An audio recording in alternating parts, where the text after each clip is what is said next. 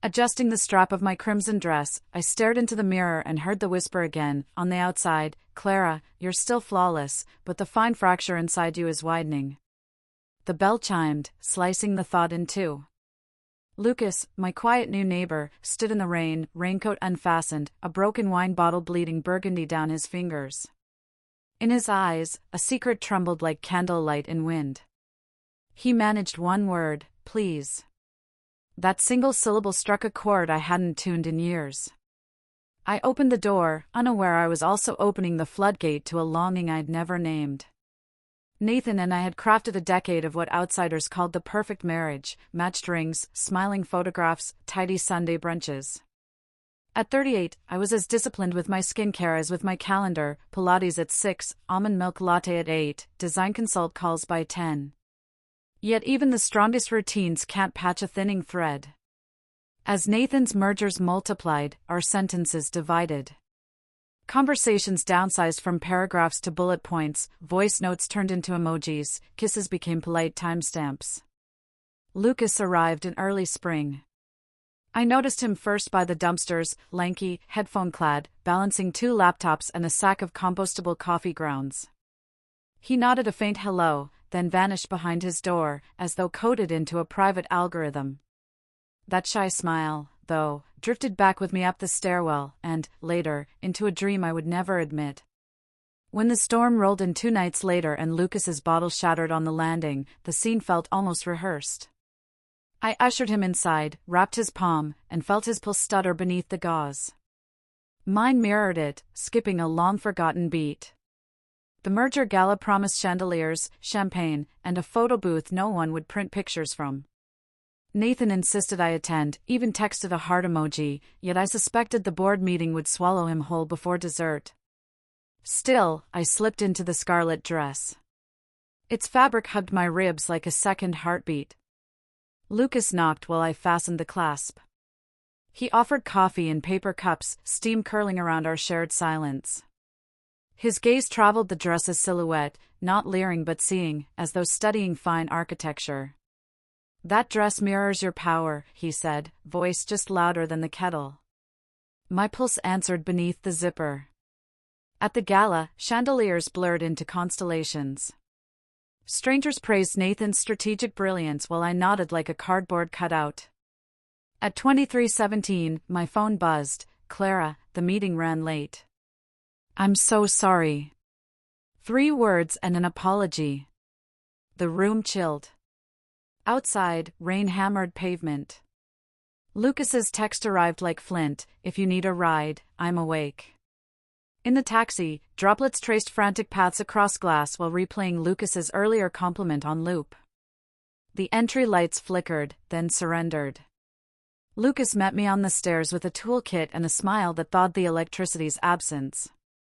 "We'll reset the breaker," he said, but reached first for candles.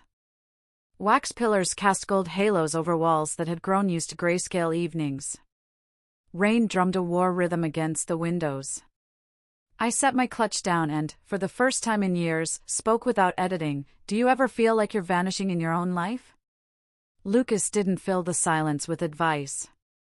He let it stretch, as though silence itself were a quilt he tucked over my shivering doubt. "Then, loneliness isn't emptiness," he said. "It's an echo waiting for the right voice." My throat tightened. Candlelight flared, and the fracture inside me widened into a doorway.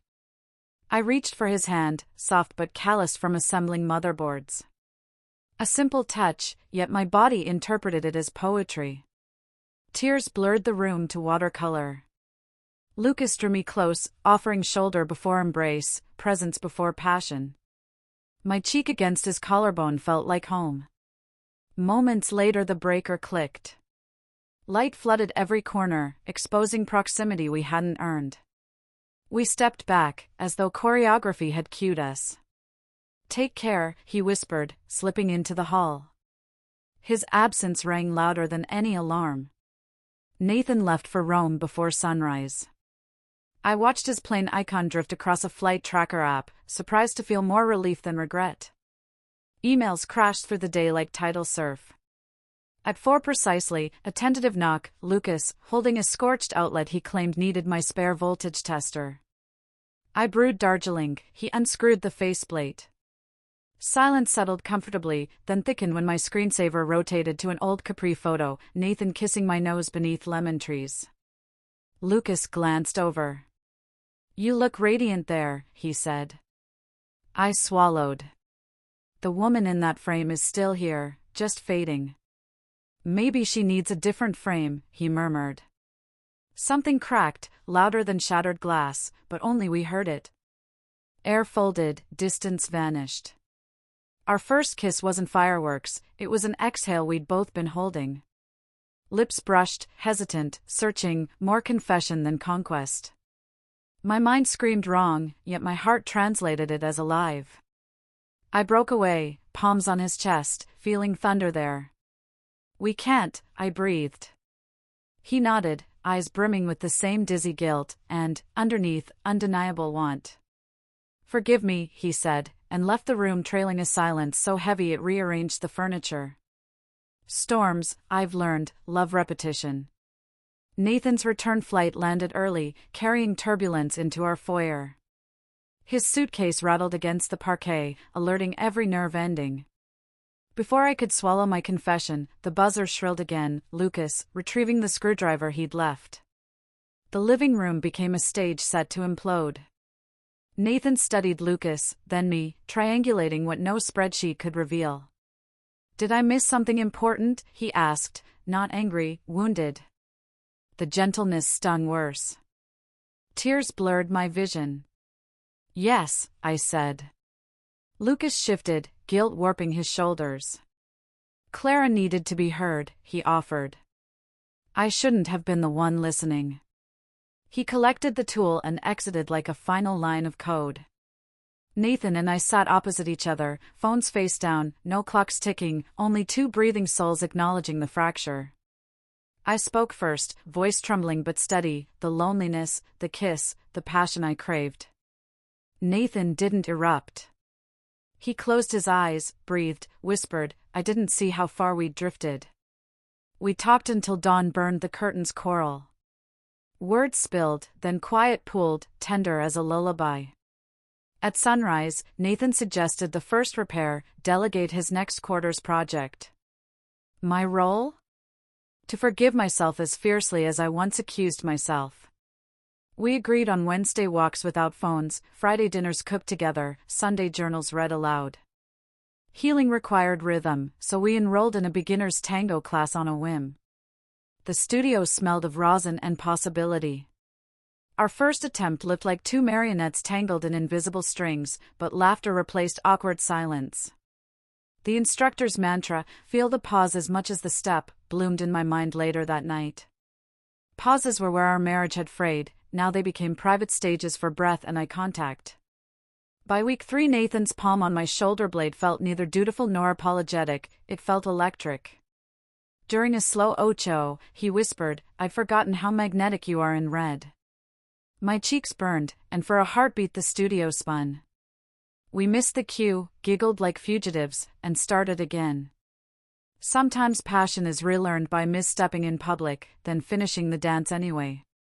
2 months later, as cicadas tuned their summer chirr, Lucas texted, moving across town. Could we talk? We met in the courtyard. He wore the same timid smile, suitcase by his knee. I came to say goodbye properly, he said. And to return something. From his pocket he produced the voltage tester I'd forgotten was mine, wrapped in a crimson ribbon. I laughed, a sound without weight. I'm grateful for what our almost story taught me, he continued. I hope it drove you toward what you truly needed. It did, I admitted. It still scares me how easy it is to feel unseen. Lucas nodded. Then keep speaking until you're visible. He lifted the suitcase, turned, and blended into evening traffic, one more data point carried elsewhere by the city's algorithm. Healing is neither linear nor photogenic. Some mornings the mirror still flashes that faint fracture. Yet each evening we stitch another thread, laughter over burnt risotto, sweatshirt hikes, whispered apologies before sleep. The red dress hangs in open sight, not as evidence but as emblem. I slip it on when Nathan and I carve an hour for vinyl records. Its silk remembers every heartbeat, old, new, mended, wearing them equally. Passion, I learned, need not be borrowed, it can be rebuilt, brick by patient brick, with the partner once taken for granted. Tonight, before recording this confession, I returned to the mirror. The woman staring back finally smiled first. The crack remains, but gold lacquer, conversation, courage, forgiveness runs through it like kintsugi. My marriage isn't flawless art, it's restored art, rarer for its scars. If loneliness ever dims your reflection, speak before silence deafens you. And when you dress in red, silk, cotton, or sheer confidence, let it be a promise to the person in the mirror, I see you, I choose you, and the world will hear your echo. If this story stirred something inside you, like, subscribe, and share your own red dress moment in the comments. Let's remind each other that none of us are truly alone unless we keep the doorbell unanswered.